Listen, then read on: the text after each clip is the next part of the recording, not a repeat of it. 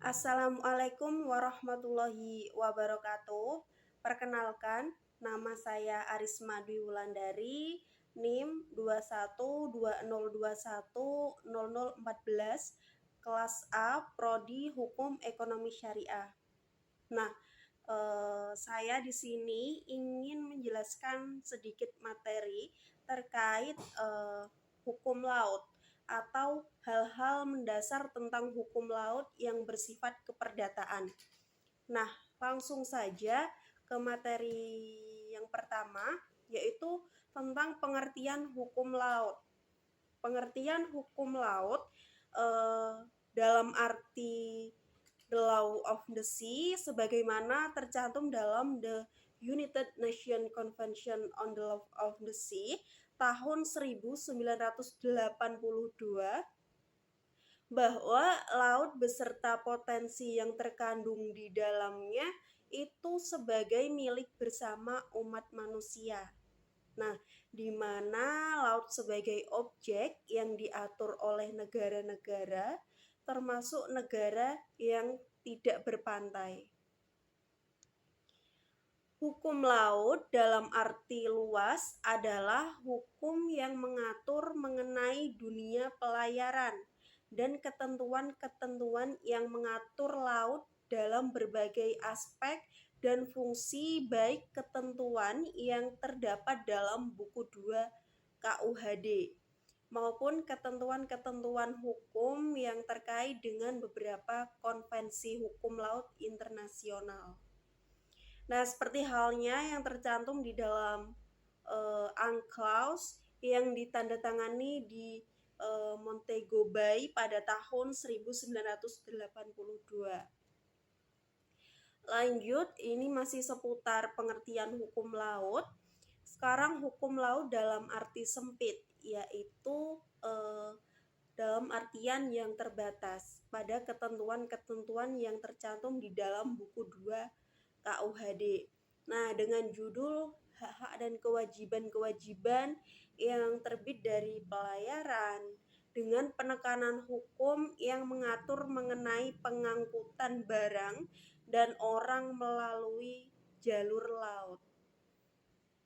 Jadi, hukum laut ini adalah hukum laut yang termasuk bidang hukum dagang sebagai leg spesialis yang merupakan bagian dari hukum perdata sebagai lex generalis. Ini secara spesifik, hukum laut merupakan hukum yang mengatur laut sebagai objek yang diatur dengan mempertimbangkan seluruh aspek kehidupan dan kepentingan seluruh negara, termasuk negara yang tidak berbatasan dengan laut, secara fisik guna pemanfaatan laut dengan seluruh potensi yang terkandung di dalamnya.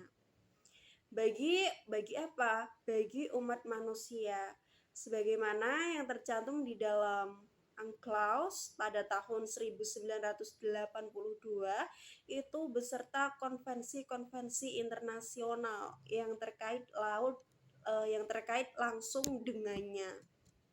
Gitu.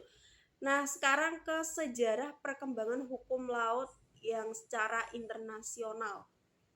Nah, hukum laut internasional ini merupakan aturan-aturan atau kaidah yang mengatur tentang berbagai persoalan yang berhubungan dengan batas-batas wilayah negara yang berkaitan dengan laut.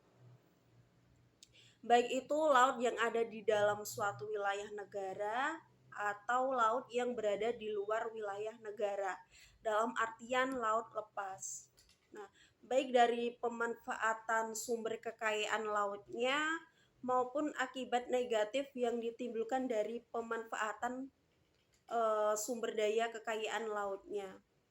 Nah, semenjak laut dimanfaatkan sebagai kepentingan jalur pelayaran, perdagangan, dan sebagai sumber kehidupan seperti penangkapan ikan, semenjak itulah para ahli hukum itu mulai mencurahkan perhatiannya pada hukum laut. Nah, sebagai hukum laut yang paling dini, pada abad ke-12 itu telah dikenal beberapa kompilasi peraturan-peraturan hukum yang dikenal di benua Eropa yang mengatur kekuasaan bangsa-bangsa atas laut dan berbagai kegiatan yang berada di laut Eropa. Ini masih seputar sejarah perkembangan hukum laut internasional. Nah, sejarah pertumbuhan hukum laut internasional itu ditandai dengan munculnya pertarungan antara dua konsepsi hukum laut.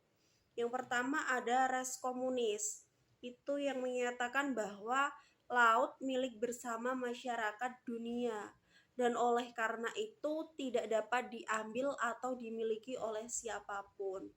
Itu kalau menurut res komunis. Kalau res yang kedua ada res mulius yang menyatakan bahwa laut itu tidak ada yang memiliki dan oleh karena itu dapat diambil dan dimiliki oleh masing-masing negara. Nah, pertumbuhan dan perkembangan kedua doktrin tersebut itu diawali dengan sejarah yang sangat panjang mengenai penguasaan laut oleh Imperium Roma. Kenyataannya bahwa Imperium Roma itu menguasai tepi lautan dan karenanya menguasai seluruh lautan tengah secara mutlak. Lanjut ke sejarah perkembangan hukum laut Indonesia.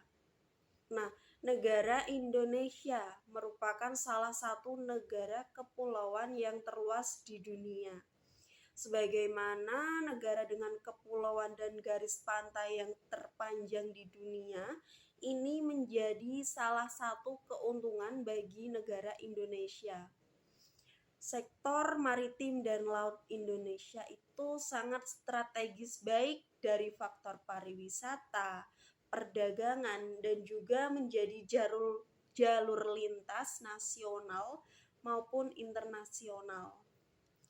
Konsep negara kepulauan Indonesia ini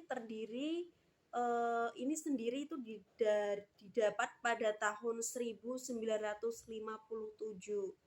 melalui deklarasi Juanda.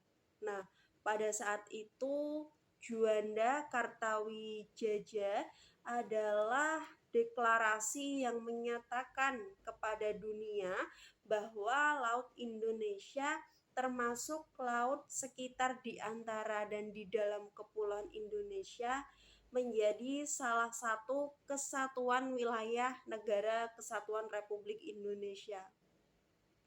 Di masa lampau, perairan Indonesia diatur oleh Territorial Zee and Maritime Kringen Ordonnance tahun 1939. Tercantum dalam Stadsblad pada tahun 1939 nomor 442 dan yang mulai berlaku itu pada tanggal 25 September tahun 1939.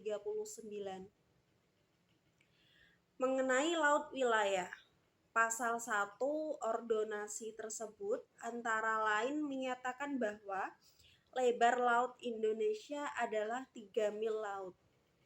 Itu diukur dari garis air rendah dari pulau-pulau yang termasuk dalam daerah Indonesia. Dari segi keamanan, bentuk laut yang demikian akan menimbulkan banyak kesulitan dalam melakukan suatu pengawasan. Kita dapat bayangkan betapa berat dan rumitnya tugas-tugas kapal perang atau kapal-kapal pengawas pantai untuk menjaga perairan kita terhadap usaha-usaha seperti halnya penyelundupan, kegiatan-kegiatan subversif asing, dan usaha-usaha pelanggaran hukum lainnya.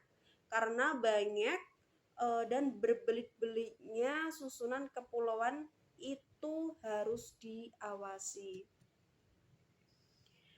Berikut adalah ketentuan-ketentuan baru yang mengatur perairan Indonesia sesuai Undang-Undang Nomor 4 Perpu tahun 1960.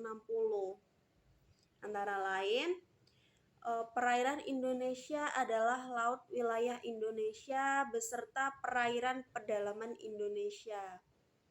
Yang kedua, laut wilayah Indonesia ialah lajur laut selebar 12 mil laut yang garis luarnya diukur tegak lurus yang menghubungkan titik-titik garis terluar pada garis air rendah daripada pulau-pulau atau bagian pulau-pulau yang terluar dalam wilayah Indonesia.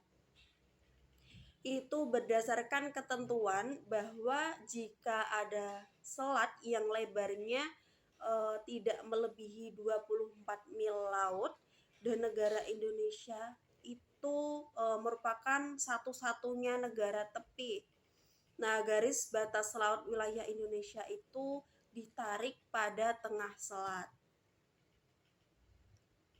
Lanjut, perairan pedalaman Indonesia ialah semua perairan yang terletak pada sisi dalam dari garis dasar. Lalu lintas laut damai dalam perairan pedalaman Indonesia itu terbuka bagi kendaraan asing.